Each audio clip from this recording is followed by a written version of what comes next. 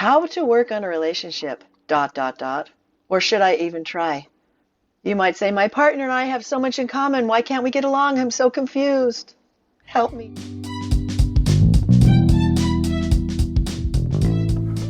Welcome to the Best Years podcast. This is Dr. Dar-lings speaking to Generation X and baby boomers who want more. I'll share power, skills, and tools with you to get your mojo back and love your life.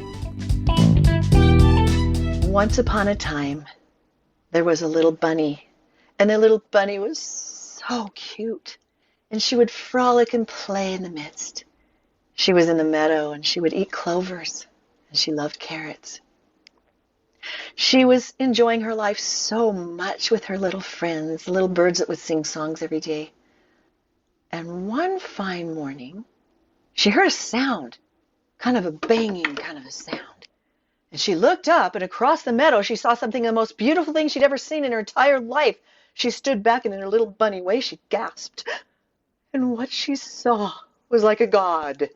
The most beautiful, large, white horse galloping across the meadow, across the bay. It took her breath away. She just stood there and froze. Her little birdie friends came up to her and said, "Bunny, Bunny, what's the matter? How are you doing?" And she couldn't talk. It was just taking her breath away. She said, "Oh, nothing, I'm fine." The next morning she came outside and stretched, and she looked across the meadow, hoping to see the same scene. And sure enough, over there, the most beautiful thing yet again rode across the meadow. And as she was staring, it was so amazing because something happened. All of a sudden, that beautiful creature she was looking at got larger because it was getting closer and closer. And pretty soon she just couldn't even breathe. The horse came all the way up to within her vicinity, like 10 feet away. She honestly, now she really couldn't breathe, and she just stared at him. And he was stomping his foot, eating the clovers. And she couldn't move.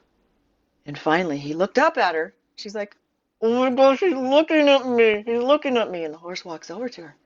And he says, "Hey, little bunny, what are you doing, little bunny?" And the little bunny said, "I'm just sitting here." She's like, "Oh dear God, I'm acting so stupid." So she says, "Oh, I'm just here. I'm eating clovers, I'm just hanging out. What are you doing?" And he said, "Oh, I'm just hanging out eating clovers. I saw you sitting there, and actually you look kind of cute sitting there." She's like, "I do? I look cute? Are you kidding me?" And she's like, "Why did I say I'm kidding me out loud?" And she just couldn't believe it. He was looking right at her. So they started talking. Every day he'd run by and come over and talk to her. Like every day she couldn't wait. She like groomed her little ears and she cleaned herself off. And they started talking more and more. And they found out how many common things they had together. Oh my gosh, she'd come home and tell her little bunny friends, "You guys, seriously, he likes carrots like I do." We both like carrots. Like, who likes carrots? Do you know what I mean? Like, it's just so weird. The birds don't like carrots. Bunnies like carrots. But can you believe this beautiful creature likes carrots? Like carrot soup? Oh my gosh, I took him some the other day, and he ate it all up. And then you know what he did? Took his nose, and he rubbed his nose on me, and he gave me Eskimo kisses. And guess what, you guys? We both have fuzzy, soft noses. Like, no. We both have fuzzy noses. Are you kidding me? His is big, and mine's little.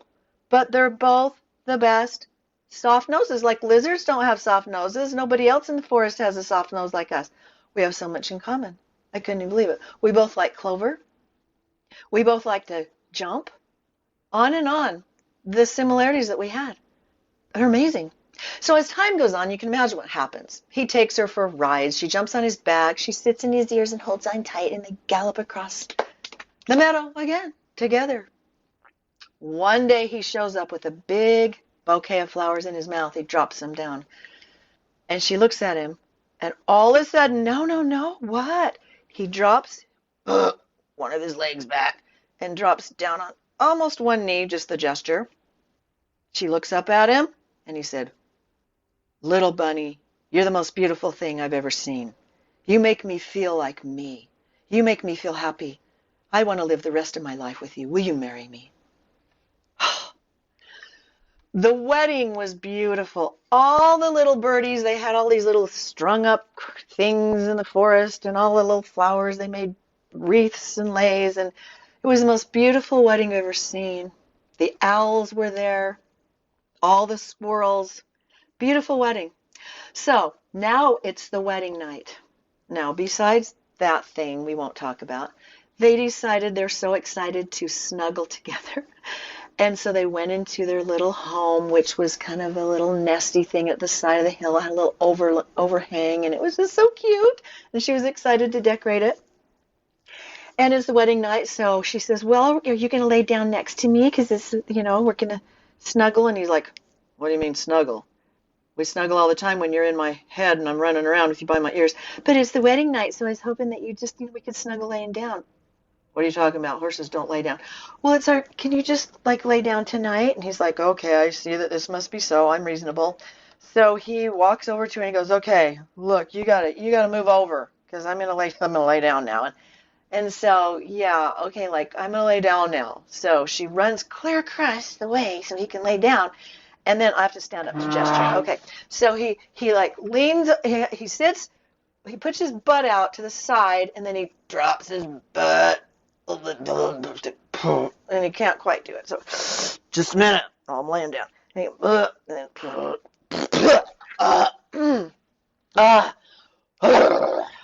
and his butt's down, and his legs are still straight. And he goes, "Okay, now I got to bend my leg on the left so I can pull it." And then finally,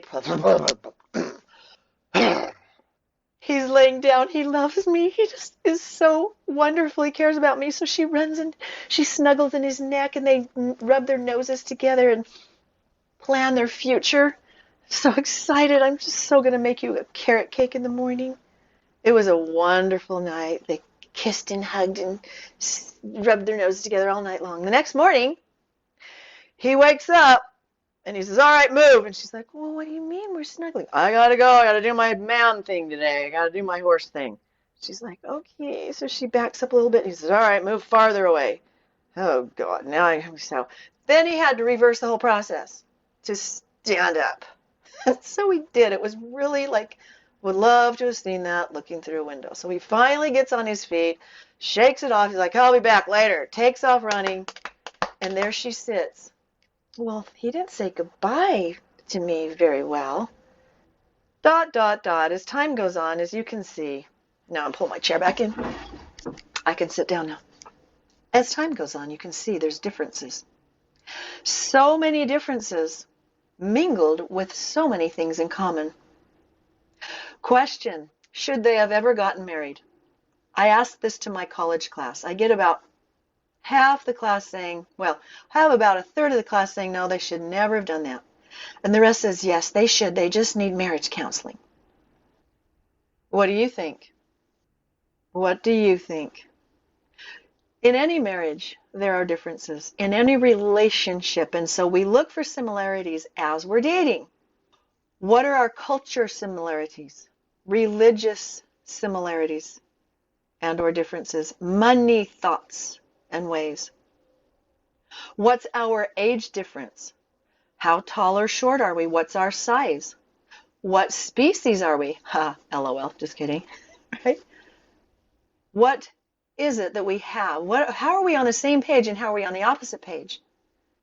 So the ways that we can learn to work on a relationship is, first of all, accepting differences. That's number one. I've got 4 steps here.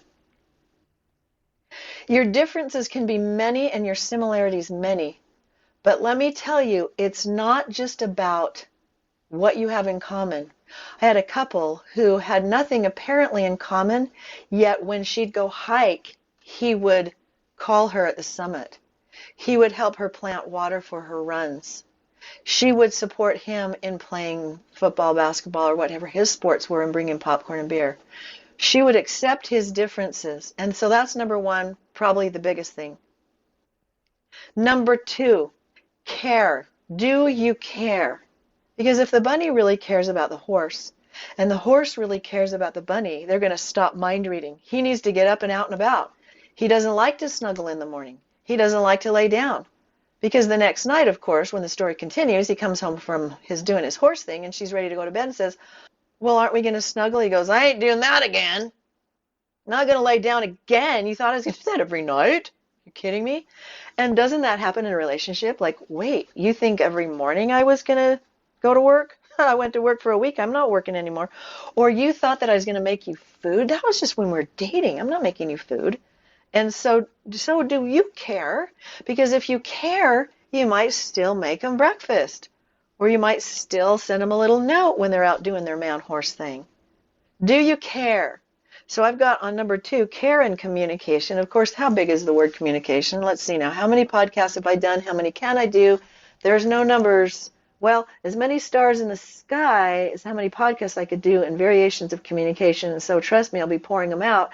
But what I have right now, just basically to tell you today about communication is, with care and communication, is to focus on the good. Focus on your love language, physical touch love language, words of affirmation love language. I love the 5 languages of love summaries that you can look up. Best ever. The importance of quality time in a relationship is something else to look at. That quality time, and recognize that when you're together, your phones are in the garage. And if you do that one thing, you put your phones in the garage when you have quality time, you will not believe how much better a horse and a bunny can get along. Look for qualities of a good relationship you've seen and model them, but don't expect your partner to do it. You do it. You don't have any ability to change them, but you have ability to change you, and you pull in the qualities of a good relationship. Are you begging for attention in a relationship? Well, stop it. Get a life. Get your own life and be such a cool person. Be the cool girl. Be the cool guy. Be the person that they were going to want to be with so much. So start getting cooler. And that's how not to be needy, is you get cooler.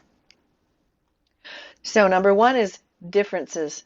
2, care and communication. And now number 3, and I did a whole podcast on this, is getting your shit together. Getting your life together so that you're not putting your mucky muck on them. Now, if the horse is normally a horse and the bunny's normally a bunny, that's not crap. That's just who I am. But if the bunny has some weird tick of having to go dig a hole and put little weird things in it that takes time away from them being together or something. So not getting your stuff all over the other person is so important. Financial, weight issues, addictions. Get your crap together, all the way together, and that's how you're going to absolutely enhance how to make a relationship work. Focusing on yourself. So understand that communication is just one thing and one way to make your relationship work, but getting your act together is different and another. The next one is, like I said, accepting differences, but what I want you to think about here is not only differences of whether you play golf or you like to run in the meadow, but understand your core intent. So number 4 is accepting differences / core intent, getting that together.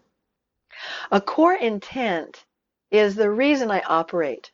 I operate my whole life out of love, or I operate my whole life at a core level out of resentment. I operate my entire life out of service. I operate my entire life out of fear. My whole life is operated by how I can get away from pain. I operate my life with how I can make relationships or how I can hide. So that punchline. If a horse and a bunny have the same core that's positive, they can get along. Our core is to create to make the forest more beautiful. Our core is to have friends, more friends in the forest. Our intent is to serve those in the forest. Our intent is to plant things and grow things. So what's your intent? So again, getting your crap together, are you operating out of fear? Are you operating out of pain, getting away from pain? And how that shows up after your intent is not going to go together with the other person, even if they're the same species. So what's your core intent? Find out yours. Have a chat with your partner. Say, I just listened to this really cool podcast, and I'm wondering what our cores are. What's your core? What do you think it is? And your core, let me tell you a hint, shows up when you're brushing your teeth and you're in this mindless state. You're not thinking of anything. You'll be kind of asking a core question like, how can I succeed? How can I be good enough? How can I get away from that? How can I survive? How can I love? And that's how you find out your core. When you've discovered your core and you know their core, you can shift and change. If theirs is, say, negative and yours is positive, you can do what you can to accept them and honor them and compliment your partner. I love how little your nose is, little bunny. I love how you've got these little cute little giant legs in the back. They're like as long as my horse legs. They like to tap and they thump and thumper. And I love how you this or that. And that can shift each other's core intent too at a deep level, and it's also kind of spiritual. So much here about getting along and really focusing on how to work on a relationship. Can you live without them? That's how you know whether you want to marry a horse and a bunny together. Do you want to live without them? Do you need to live with them? And follow these steps when you care and communicate. When you get your crap together and accept differences and understand your intent, then you can begin to enjoy each other just the way they are. And then you know what happens? This is what happens. You then live happily ever after. Thanks for listening. We'll be in touch and talk soon. If you like what you've heard, please subscribe to my channel so we can hang out. Also go to www.whatstopsyou.com for notes to this podcast and learn more power skills to indeed live the best years of your life.